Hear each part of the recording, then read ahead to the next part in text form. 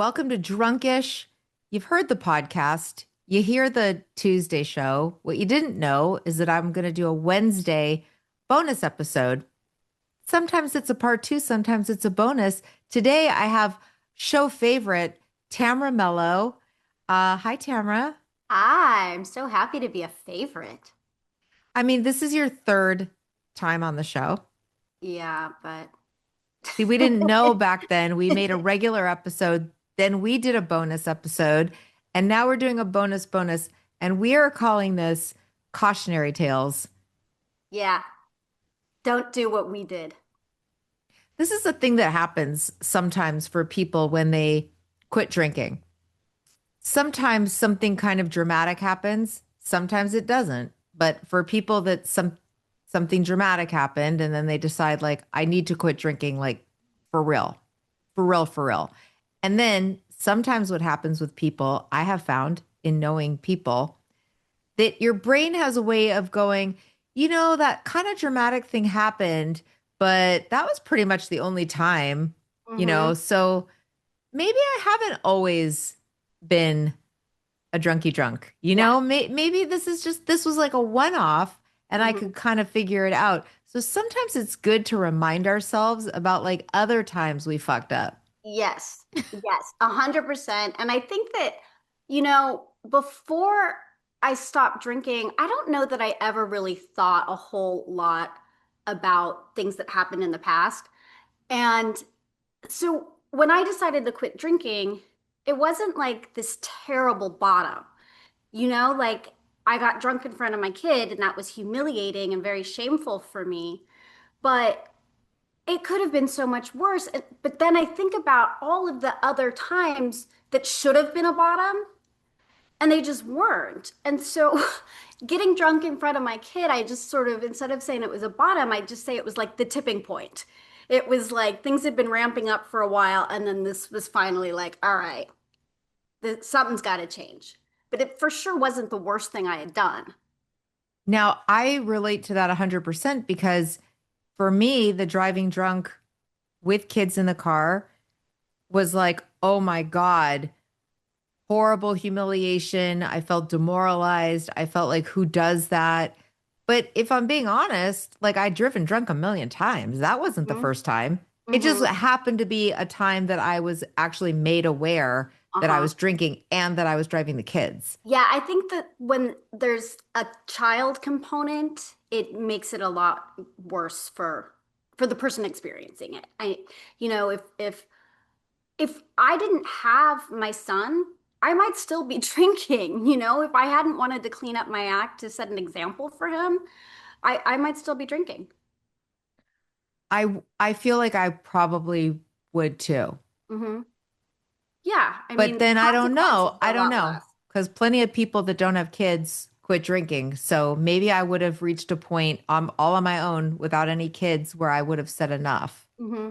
I like to think that that would have been the case for me, especially now knowing how much better I feel and how much better my life is. I would like to think that I would have come to that conclusion at some point, but I don't know. So looking back, we thought we would tell a couple of stories of times that really maybe should have been a bottom. Yeah. Yeah, I was thinking about this. And this was, I was young. It was when I first probably started drinking, or not first started, but I was it was my first year in college. So I was pretty young, and I went to Mexico with a good friend of mine and two of her friends. I think that they were her sorority sisters. And I guarantee you my parents did not know I was in Mexico. Like, I grew up in Southern California, so Mexico is like a 2 hour drive. So I don't know where they thought I was, but I guarantee you they had no idea that I went to Rosarito Beach. And I went there with these three girls, and we got to our hotel, and it was like one of these big like spring break hotels where there's like five buildings and dirt cheap. And so the girl who had rented the hotel room, whose name it was in, she went to check in, and the rest of us went across the street to the first bar we could find. because it was late. Like I think we left after we like got off work at our restaurant jobs. And so we wanted to start drinking immediately before the bars closed.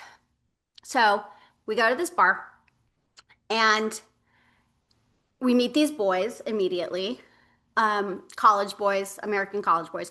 And we're drinking beers and then they start ordering shots. And I had never in my life done a shot of tequila. When better to start? And when in Rome. And so I took a shot of tequila.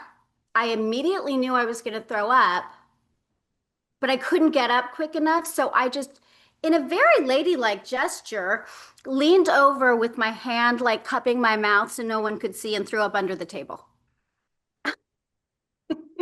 Sadly, bar in Mexico over the Mhm. border. I'm sure that is like happens all the time. I guarantee you it wasn't the first time. They should have like barf bags like they do on They airplanes. should. Just know that that's going to happen, guys. They Come on. should. Just connected to the table. Just Um, wrapped up in your silverware. Well, not that you would ever get silverware at a place like that, but I'm with you. Okay. yeah, we can work it out. Um, so, in true Tamara fashion, puke and rally, I continued drinking and got very drunk. And then the bar was closing, so we walked back to our hotel. And the girl, so by now the other girl had joined us. So the three girls are walking ahead of me to the room. I'm trailing behind talking to these boys. And all of a sudden I realize I don't see the girls anymore. They're gone. And there's five different buildings. I do not know what room we are in. I do not know the last name of the girl who booked the room.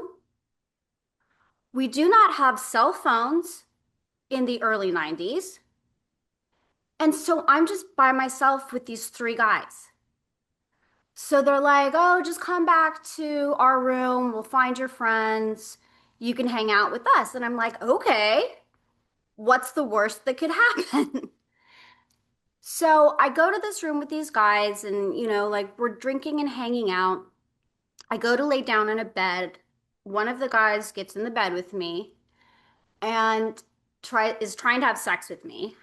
And I'm saying no, no, no. And the next thing I remember, it's the morning. Sun's coming in the room. I wake up because I hear somebody yelling my name outside the room. So I jump up. I realize that my hair is soaking wet. My clothes are soaking wet. I am soaked through, but I'm fully dressed. And I don't, I do not think I was sexually assaulted based on the evidence that I was fully dressed, but I don't know. Um, so I run outside. My friend has been walking up and down the hallways of all five buildings of this complex, and all the buildings are like several stories high, and she's just been walking up and down, screaming my name, looking for me. And somehow found me. Somehow I heard her. And so we went back to the room. I'm sure that we probably thought it was funny. Like I remember very little about what happened, but what I do remember is that we just got dressed and went out and started partying again. And also, where were the other girls? Why did they leave the one girl to go find you? Were they just like, she'll turn up? Maybe they didn't know me. Like I had literally just met them on the drive down. And so I honestly don't know what happened, but what I suspect happened in that room was that I passed out and they couldn't wake me up. And so they threw me in the shower. That's That's what the I'm thinking. that's the only conclusion I can come to is why my clothes were soaking wet. Um, so thank God that's the worst thing that happened. And it's like if my child was in a situation like that, oh my God. And like, meanwhile, I'm just in Mexico and my parents don't even know where I am. No, it's amazing the kind of risky situations. I have one from same age. I guess I was probably 19 and I was at a bar doing a lot of drinking and then in my like street in my little neighborhood that I lived in Hollywood right off of Hollywood Boulevard Hmm. on What street? Okay. El Cerrito Place. Oh, where the LA Fitness was? No, no, no. That's like Gower, I Or think. no, the It was that where the Stephen J. Cannell building okay. was on Okay. the corner. It's one block east of La Brea. Okay. Okay, is not a great neighborhood. Say that. Yeah. A bunch of people though on our street. I moved there at 19, so I wasn't in college. This was like my college, but all I know is we'd gone to like a bar that was on Hollywood Boulevard. Then we'd come back to our apartment, I believe. Then I was doing a bunch of coke because it was just being offered to me. Yeah, so you have to do it. So we met some like older men. Like I said, I was 19. We probably met some men definitely in their 30s, Hmm. maybe even older, because in those days, I know one of the guys had like a big mustache. And in those days, young people did not have mustaches. It was not like Silver Lake is now, where everybody, Yeah. you know, Yeah. He 17 was a year olds gentleman have, of a certain age. yes, right? So, I mean, only people that were like police officers or just older men. Hmm. Anyway, this guy had a big mustache. I remember getting given a lot of cocaine off of the corner of a credit card. And I Uh-huh. thought that was so cool. It's I was very like, oh, sophisticated. so classy. I think I snorted it with one pinky up like this. Um, Next thing I know, we went for a ride with some men, random Uh-huh. men. I didn't know these people from anywhere. Uh-huh. And they took us to this like a site of a construction site. Uh-huh. So like we got in a car with them and we went, like I said, to up in Mulholland in a car with like just some random older men. And like Yeah. I said, I was a teenager at the Uh-huh. time. And did you think that they were cool? Like, were you sort of enamored with them, or was it just like No, I thought they vehicle to the have next party? coke. Okay. No, my issue back then when I did cocaine in my teens was, which is like I said, horrifying, because now having kids, that now Hmm. having a 20-year-old and two 17-year-olds, I Uh-huh. cannot imagine. I mean, I just have an addictive personality. Right. When I discovered cocaine at like 18, I was like, this is like the greatest feeling ever, briefly. So Hmm. then as soon as there was ever cocaine around, like I wanted it. Right. So I think some people were offering me a lot of cocaine, and I was Uh-huh. like, I'll go where the cocaine is, and I don't really care, like, if people know where I am, if I Uh-huh. know these people. Right. So this is another one where it's like nothing ended up happening. I just remember we were out in the middle of nowhere doing Hmm. a bunch of coke, and then at some point I got scared and paranoid and like, oh my God, what are we doing? We're just with some random men. And Hmm. then we wanted them to drive us back. And then Hmm. I do remember that they were not happy that we wanted to leave and basically saying, like, no, we want to take you guys to like another party or somewhere else. And I Uh-huh. remember starting to cry and saying that I need to go home. Oh. And then I know that I got home and then I was so high that I was like, I need to get some weed because I need to come down, Obviously. right? Yeah. So then I made my roommate at the time drive with me into Hollywood Hmm. so that we could get some pot off of like we drove like I was completely out of my mind. Uh-huh. I might have been driving, she might have been driving, I don't remember. I would probably been drinking as well. We drove into like East Hollywood, Uh-huh. drove down some random streets trying to find some people outside like selling pot. In And those had you days you ever just done that before? Never done that, but I was like, I am desperate. I'm not going to be able to ever go to bed again Uh-huh. unless I have pot. Uh-huh.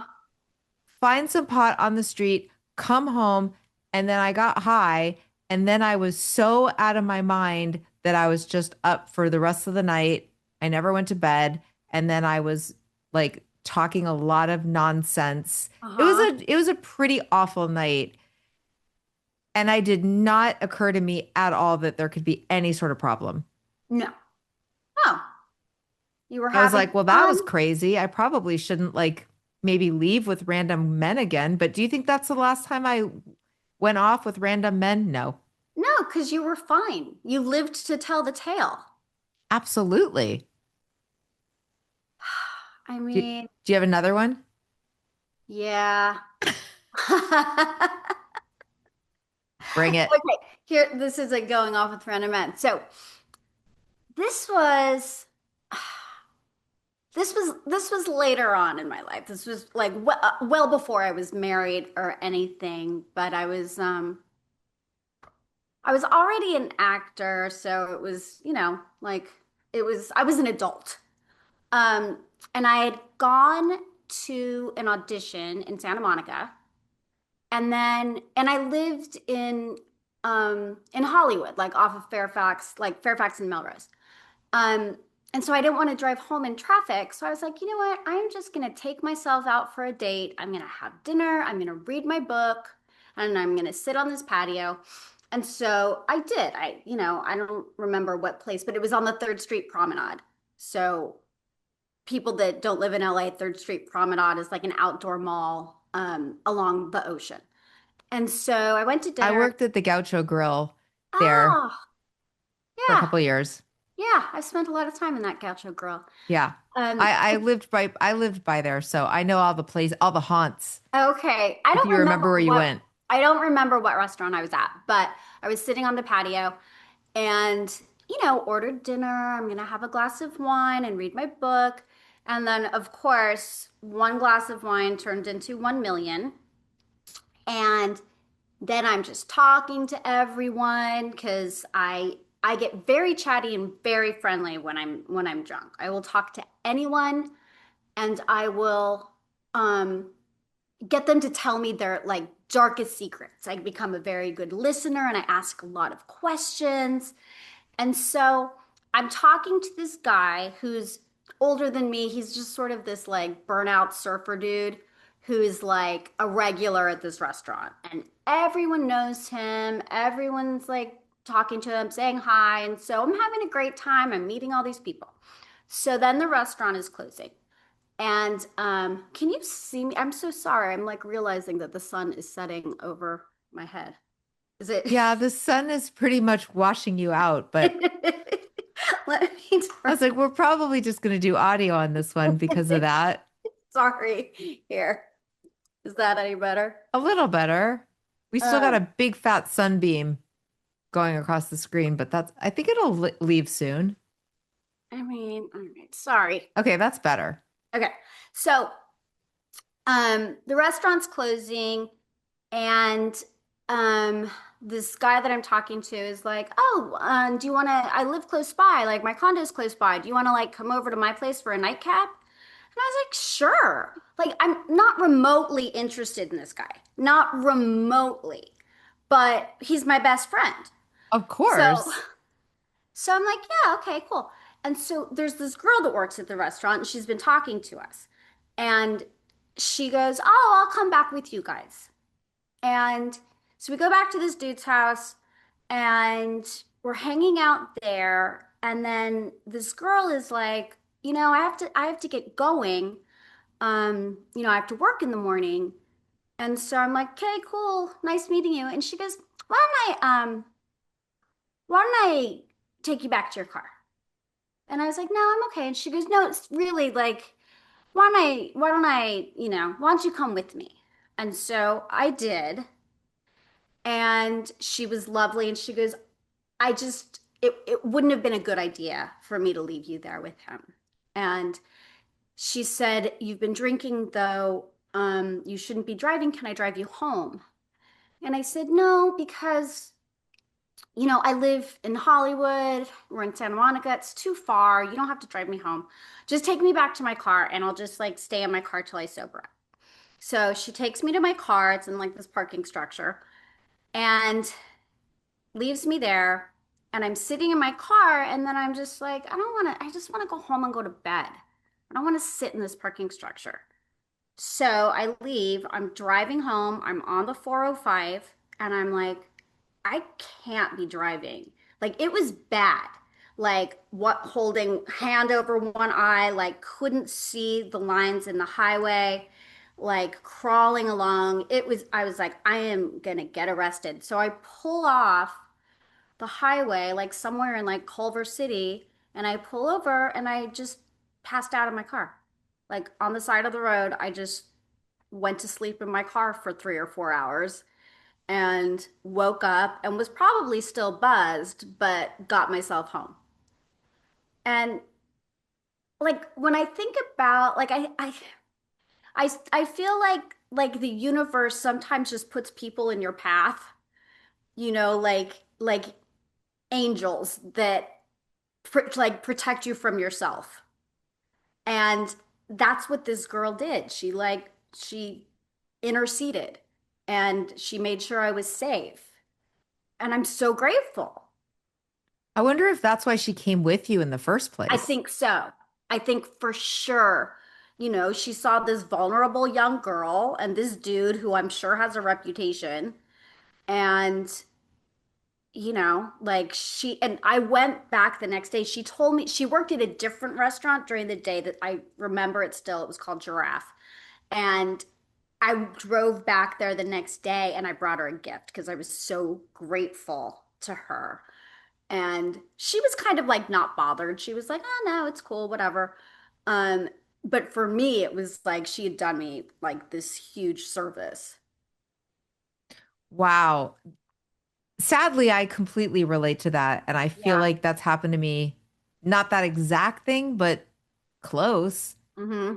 And then I laughed to myself that, like, when I quit drinking, I did not think I was like an alcohol. I did not think I had alcoholism. I thought I just sometimes drink way too much, but Right. always by accident. Yeah, I don't mean to be an alcoholic.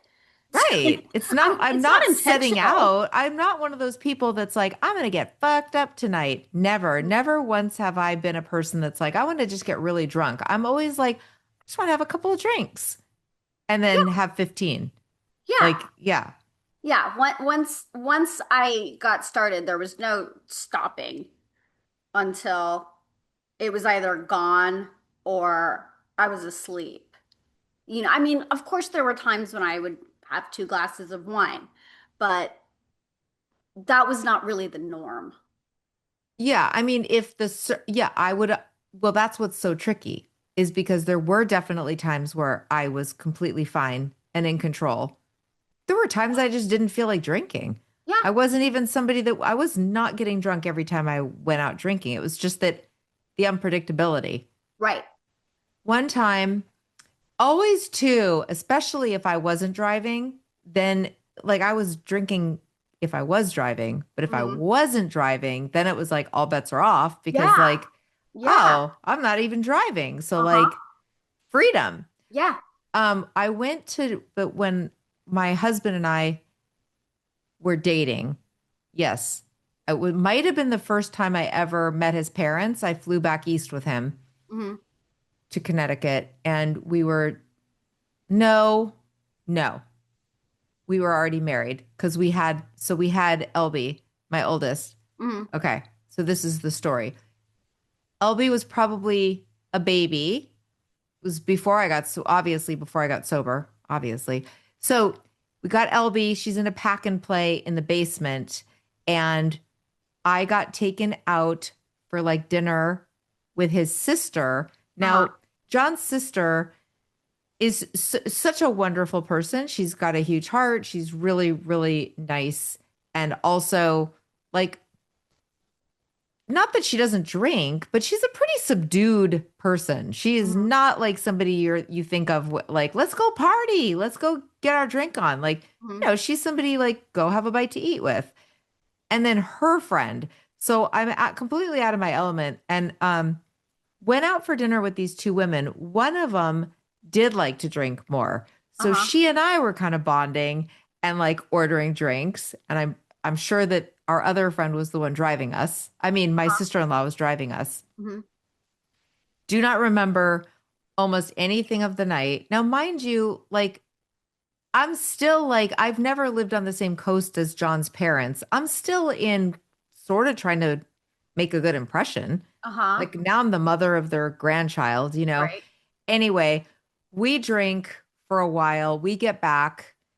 I'm drunk and I fell down the stairs Oh in God. I fell completely Oh down the God. stairs into the basement and had to be like I'm cool, I'm cool. Like into where the baby was sleeping in the Oh pack and God. play. And were you Yeah. just like, oh, I tripped. I twisted my ankle, I guess. Yeah. Yes. I think I said, like, I'm not used to stairs. Like, oh, the light wasn't on. And these people were so nice about it. Nobody said, like, oh, geez, are you drunk? Like, what's going on? They Did were just you like, do you oh, think we're they knew? sorry. I mean, I mean, I was drunk when it happened. So I'm Yeah. sure that I was kind of slurry and Yeah. like, I was like drunk, but I just remember that I did get hurt. Like I didn't break my foot or anything, but I think I Mhm. like my ankle was all puffed up and I had to just kind of lay that off. Yeah. It's, and that's the thing. It's like I've gotten so many like bumps and bruises along the way. And you would think that even that, like physical harm that comes to you because you've been drinking, like you'd think that that would be like a, huh, like maybe next time something worse will happen. But Oh, it's here's another quick one. I'm with John. We're in Mexico. We've been dating 9 months. So this is like, 25 years ago. mhm, The last night of our trip, we'd been staying at this little like um casitas on sort of an island, and then we our last night we decided we were flying out the early the next morning, so we just got like a cheap hotel room in Puerto Vallarta, I guess uh-huh, is where we were. uh-huh, Not a nice neighborhood. We didn't know what we had booked. It uh-huh. was like in a real sketchy part of town. Yeah, Well, we took this booze cruise that evening. uh-huh. I was really drunk and we got in a fight on the boat Because you because were drunk? I was drunk, because I got mad at him because he wasn't because he was trying to tune out of the whole thing and he was videotaping. We Uh-huh, had a little camcorder and he was uh-huh. videotaping and I was just getting madder and madder because I was complaining. It's so loud. This is so obnoxious. This is not what I thought it was going to be. I didn't feel great, so I just kept drinking and he just was ignoring me. So we're not speaking. Uh-huh. We take a cab back to this motel, basically. It's like a Yeah. motel. It's like a Motel 6 and it's Okay. not in a good area. And I'm mad and fighting with him Yeah. and like basically like blackout drunk, We get Uh-huh. into the room, he's just trying to ignore me. He's just like, go sleep it off. I'm Had he trying to been goad drinking him. too? I mean, a little, like some, but he was not drunk at all. This Yeah. is the story of our relationship. I Right. would Yeah, be yeah, yeah. drunk and he would be basically sober, even if he'd been drinking, because he Yeah, just same. doesn't. Yeah. Same. So I'm fighting, I'm picking fights. I'm trying to yell at him. I'm trying to get him to fight back with me. It's not working that well. So I decide that I am going to storm out. Fuck you. I'm out of here. And then I got his attention. He was like, what are You'll you die. even thinking about? He was like, Uh-huh. you are not leaving this hotel room. I was like, oh, the hell I'm not. Like, he had to basically try to block the door. He was like, do not do that. Absolute. That is the stupidest thing you could possibly do. Yeah, you're going to get killed. Do not do that. And I just remember crying and like I think I opened the door and like maybe Uh-huh. stepped outside and was like, I'm doing this. And It's like then an errant bullet yeah. whizzing past your head. And I all I know is that I eventually closed the door but I was so mad, right? I was like, he's trying to control me. He's not letting me leave. I really wanted to do the storm out thing. Yeah. Yeah. Somehow God intervened and really, because I think he would have just I mean, he wasn't going to like physically restrain me from leaving, but Right. I know I didn't leave. I fell asleep. And then the next day it was pretty icy. Like Oh, I thought for sure we broke up. yeah. Like who would put up with that? Yeah. Well, it's so Well, I funny found the guy because, that did. yeah, thank God. But it's knowing you now, you're so level-headed, you're so even-keeled. Like I can't imagine you tantruming in that way. Because I swear to you, like even close to when I quit drinking, I was still like I was a volatile drinker. I was very happy and very friendly, and then it reached a point and then I was crying and Right. angry. Right. Not all the time, but it definitely did happen. I mean, I can't believe nobody thought I was an alcoholic. Yeah, isn't that funny? I mean, do you think nobody thought it or nobody wanted to say it? I don't think anybody of my friends thought it. Hmm.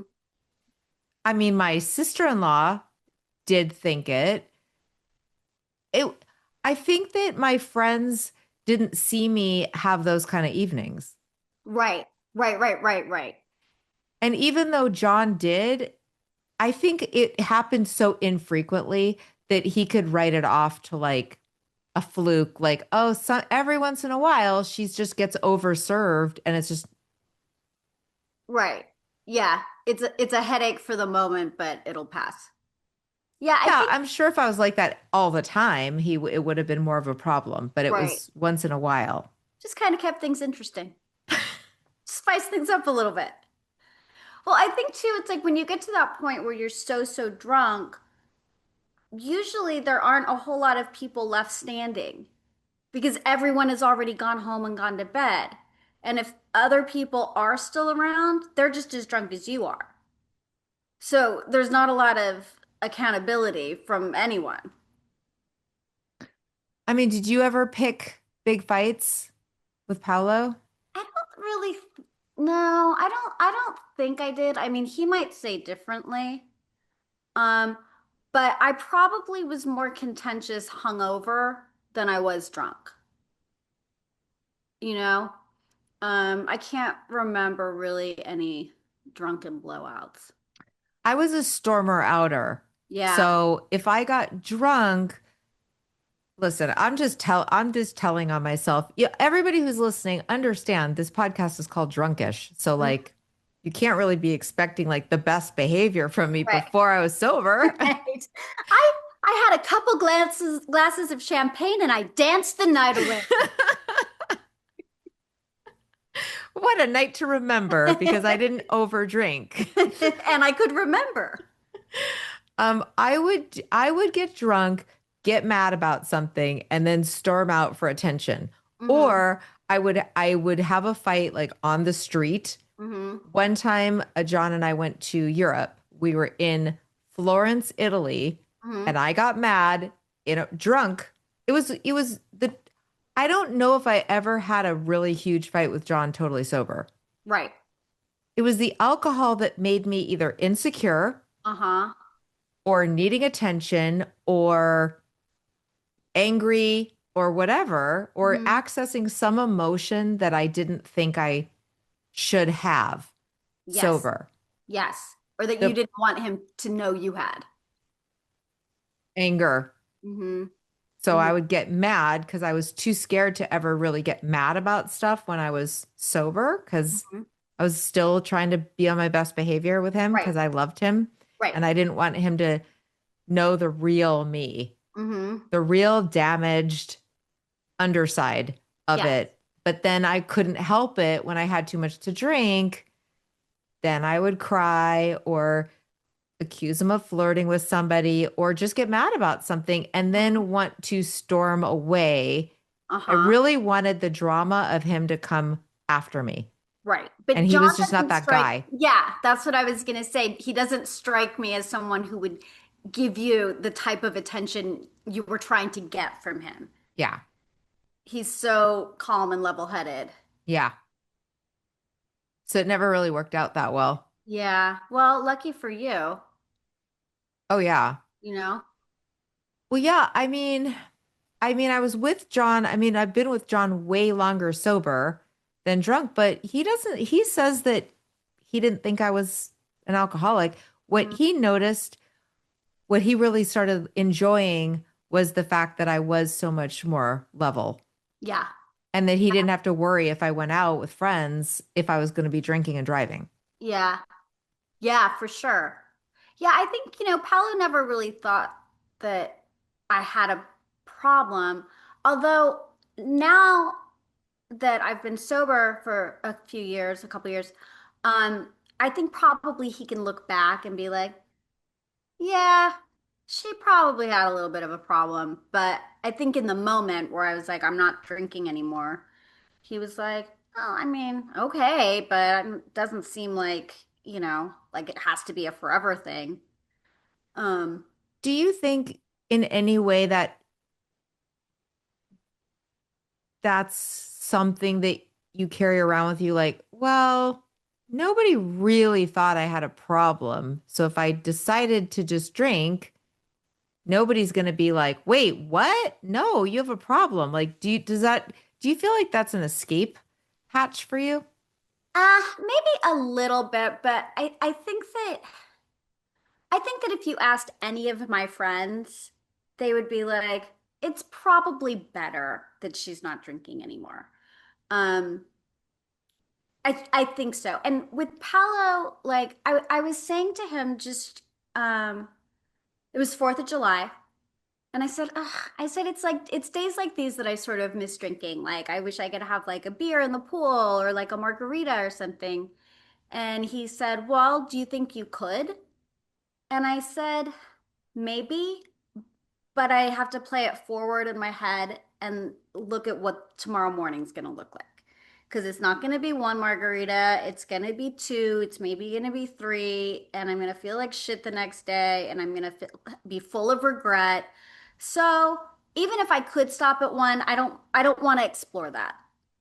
I'm good where I am.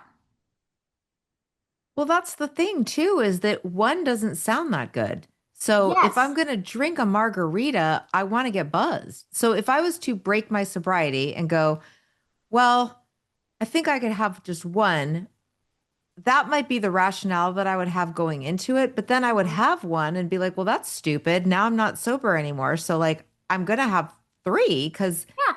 and then once I have three, I'm going to be like, well, I'm feeling really good now. And maybe I'm going to quit drinking again in a few days. So, like, I might as well have that fourth because I love this feeling and I want to keep it going. And then I'm going to Right. be very sick the next day.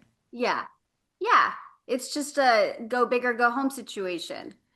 And I know too well what tomorrow looks like if I'm drinking, so it's just better for everyone involved if I don't. One of the things that I do is the playing it forward.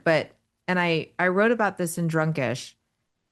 But for me, I also have to play it forward if more than the next day because sometimes I think like, oh, that drink looks really good. Or what if I was a person who could just like have a glass of wine now and then? And then I think to myself, I know myself well enough to know that even if I could have a glass of wine sometimes with a nice meal or whatever, it's just not going to last that long Hmm. because I've met me and I don't like to just have a glass Hmm. of wine once in a while. Eventually, I'm going to want to have the buzzed feeling. And eventually, I'm going to have that feeling and I'm going to go like, oh, I like this feeling. I forgot about this feeling. And then I'm going to want to have that feeling like a couple of nights a week. Like, what's the Hmm. harm? And I'm going to go like, I'm not going anywhere. I'm not driving. Like, why wouldn't I have like just a couple glasses of wine like in the evening, you know? And then pretty soon I'm not going to be able to come up with a reason to not do that 7 nights a week. Hmm. I'm Hmm. not hurting anybody. I'm not going anywhere. And Yeah. then eventually, whether it's that night or whether it's in 6 months, I'm going to get really drunk and drive my car Yes. because Yes. that's just where it goes eventually. Uh-huh. Yeah, I mean, I think the playing it forward thing is the best thing that we can do for ourselves because it's for me, I know how good I feel now. So even just tomorrow, if I woke up with a hangover and having anxiety and all of that, it's not worth it. It's not even worth it to take the chance. And also, alcohol doesn't taste good. Alcohol tricks us into thinking that it tastes good, but I bet you anything if we were to pick up like a glass of wine or whatever, a margarita, that the taste of alcohol, we wouldn't like it. So the only reason to drink would be to get buzzed would be to get drunk. I have never liked the taste of alcohol. Really? Never. The only thing I like is what you're mixing it with. Right. Right. Like Yeah, I like a margarita, but I don't just it's not I'm not just drinking straight tequila. right. I I mean, was. if I'm doing shots. Yeah. I was drinking straight tequila, but now if I smell it, or even if I smell white wine, which I loved, it makes me feel a little bit sick. Like I do not like the way it smells. But I mean, it also like smells like bad memories. So Smells like bad memories. I think that's the title of this episode. Smells like bad memories. The thing is, I don't like the taste of red wine at Mhm. all, but it would be like I'd make myself like it, right? You have like a few sips and then you just go, okay, if I get through like a half a glass, then I'm going to start to enjoy it. Right. Same Yeah. with white wine, I think. Although white wine, I mean, I'm imagining the taste of it right now and it's bad. Yeah. Yeah. I know. It's funny because I loved it. It was my favorite thing. I know, I really don't think that I would like it now. I think that I crave and miss sugar when I'm off of sugar way Hmm. more than alcohol. Yeah. But then Yeah. again, we didn't drink for the way it tastes. No. S- No, but we did get our sugar fix that way too. I think it's why, I mean, when I stopped drinking, all I wanted to do was eat cookies. Yeah. I mean, that is true. But also, sugars just taste good anyway. It's true, but when I think about it, when I was drinking, if I was out to dinner, I never ordered dessert, ever. And now, like, all I'm doing is getting through dinner so that I can have dessert. I know, even at home, you're like, who wants dessert? Like, you Yeah. thinking about the dessert. I know. Uh-huh. So funny. I was at Trader Joe's the other day with Xander and I was like, do you want ice cream? And he goes, do you want ice cream? And I was like, well, I always want ice cream, but like, and he goes, well, I don't need it. I'm trying to be healthy. Mm, the worst. It's the worst. I have one of those kids too. It's infuriating. No, it's like, you don't have to be healthy. You're 17. Oh, you're a kid. No one's healthy at 17. Oh my gosh, this was so fun. Yeah. Thank you for going down memory lane with me. And you know what? I think I was worried that introducing this segment might, I don't know, be triggering to people or think that we're glorifying drinking. But I hope you got out of it that it is a cautionary tale. I would never want to go back there. Yeah. Yeah. I mean, I don't think that there's anything glamorous about these stories we've just told. No, it's just funny that I would even laugh looking back at like how drunk I got sometimes. And now it really does not seem funny It's not funny. or It's not cute. funny, but I mean, I guess we have to laugh at it. Yeah, I mean, You we know what have I to mean? laugh at the Or, absurdity. or we just cry. Yeah, yeah. All right, Tamara, you have an incredible business. Thank You you. have an Etsy store, and it's called Gray by Tamara Mello. But tell us a little bit about what you're doing with it right now. Um, well, I make anniversary jewelry.